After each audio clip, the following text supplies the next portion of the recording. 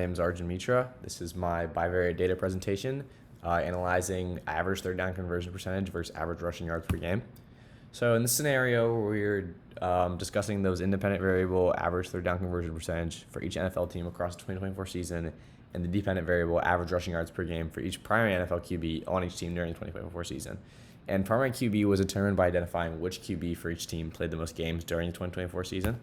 I hypothesized that the average amount of rushing yards per game by each primary NFL QB will have a moderately positive correlation with third down conversion rates because a mobile QB has the option to run on third down. They don't have to get a first down if no pass options are available. Here's the data. It's present in my Google Sheets. This is the raw form.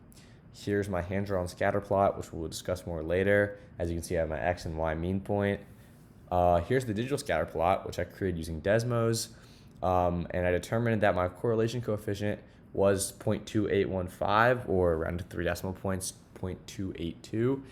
Here's the line of best fit, and let's analyze what this means in our interpretation of results.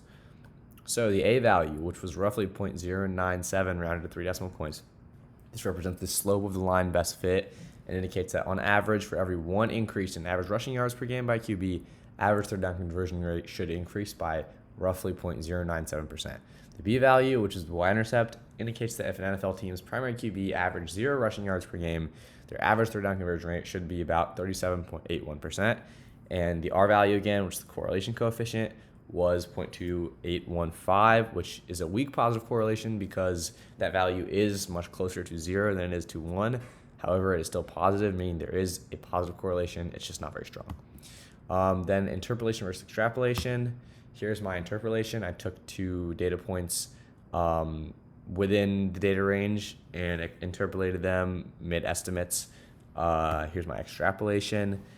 These are from data points outside of the data range. I took an X or Y value, or took both of them, made estimates as seen there. And so for the model evaluation, I took a random Y and a random X point, determined the distance that point is from the line of best fit, which showed me that my graph is decently accurate, although there is a weak correlation coefficient, and so it's not the most accurate graph in the world. There's not a super strong correlation between the average rushing yards by QB and third down conversion rate. And so here is, once again, as shown on my slideshow, my hand-drawn scatter plot depicting the R value. And if we remove just 3 of those points that were outliers, the correlation coefficient jumps to roughly 0.4.